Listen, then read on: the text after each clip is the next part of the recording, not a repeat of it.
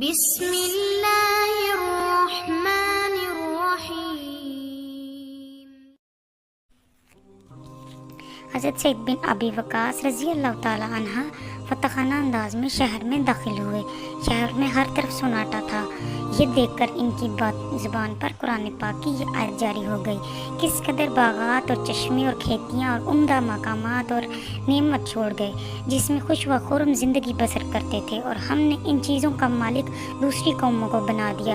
مدائن کی فتح کے بعد پورا عراق مسلمانوں کے قبضے میں آ گیا۔ اسلامی حکومت کی طرف سے امن کا اعلان کر دیا گیا تاکہ خوف زدہ ہو کر گھروں کو چھوڑ کر بھاگنے والے واپس آ جائیں اور امن و سکون سے وہاں زندگی بسر کر سکیں۔ عراق پر مکمل قبضہ ہونے کے بعد حضرت سعید بن ابی وقاص رضی اللہ تعالی عنہ کو وہاں کا گورنر بنا دیا گیا۔ حضرت سعید بن ابی وقاص رضی اللہ تعالی عنہ نے حکومت سنبھالتے ہی وہاں عدل و انصاف قائم کر دیا۔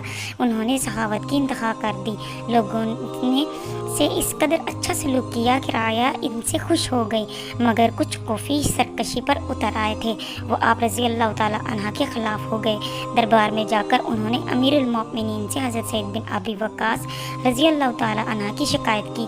کوفیوں کی شکایت سن کر امیر المؤمنین حضرت عمر رضی اللہ تعالی عنہ نے انہیں مدینہ بلوایا اور کوفیوں کی شکایت کا بتایا۔ یہ سن کر حضرت سعید بن ابی وقاص رضی اللہ تعالی عنہ مسکرائے اور پھر کہنے لگے، اللہ کی قسم میں انہیں اس طرح نماز پڑھاتا ہوں جس طرح رسول اللہ صلی اللہ تعالی علیہ وآلہ وسلم ہمیں نماز پڑھایا کرتے تھے۔ امیر المؤمنین حضرت عمر رضی اللہ تعالی عنہ ان کی بات سن کر مطمئن ہو گئے اور انہیں واپس عراق جانے کا حکم دیا، لیکن حضرت سعید بن ابی وقاص رضی اللہ تعالی عنہ نے مسکراتے ہوئے کہا، آپ رضی اللہ تعالی عنہ مجھے اس قوم کی طرف بھیج رہے ہیں جنہیں مجھ سے شکایت ہے، اپنی باقی زندگی مدینہ میں ہی گزارنا چاہتا ہوں۔ آپ رضی اللہ تعالی عنہ وہاں کسی اور کو گورنر بنا کر بھیج دیں۔ امیر المؤمنین نے ان کی بات مان لی۔ یوں وہ مستقل طور پر مدینہ منورہ میں رہنے لگے۔ حضرت عمر رضی اللہ تعالی عنہ کی شہادت کے بعد انہیں ایک بار پھر کوفہ کا گورنر مقرر کیا گیا، مگر جلد ہی انہوں نے یہ عہدہ چھوڑ دیا۔ آپ رضی اللہ تعالیٰ عنہ کی عمر 80 سال ہو چکی تھی۔ بڑھاپے نے آپ رضی اللہ تعالیٰ عنہ کو کمزور کر دیا تھا، جسم بھی اب پوری طرح ساتھ نہیں دے رہا تھا۔ آپ رضی اللہ تعالیٰ عنہ اس وقت مقام عقیق پر واقع اپنے گھر میں سب سے جدا زندگی گزار رہے تھے۔ اس دوران آپ رضی اللہ تعالیٰ عنہ کا آخری وقت آ گیا۔ آپ رضی اللہ تعالیٰ عنہ کے بیٹے نے آپ کا سر اپنی گود میں رکھا اور رونے لگے۔ یہ دیکھ کر آپ رضی اللہ تعالیٰ عنہ نے پوچھا، جانے بدر رو کیوں رہے ہو؟ یقین کرو اللہ مجھے عذاب میں مبتلا نہیں کرے گا۔ اللہ نے چاہا تو میں جنت میں جاؤں گا۔ کیوں؟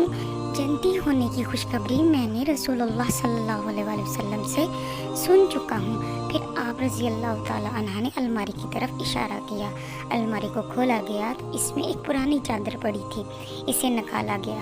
چادر دیکھ کر آپ رضی اللہ تعالی عنہ نے کہا، غزوہ بدر میں یہ چادر میرے جسم پر تھی، میں نے اسے بہت سنبھال کر رکھا، مجھے اس چادر کا کفن پہنا دینا۔ اس کے بعد آپ رضی اللہ تعالی عنہ نے آنکھیں بند کر لیں اور جنت کی طرف روانہ ہو گئے۔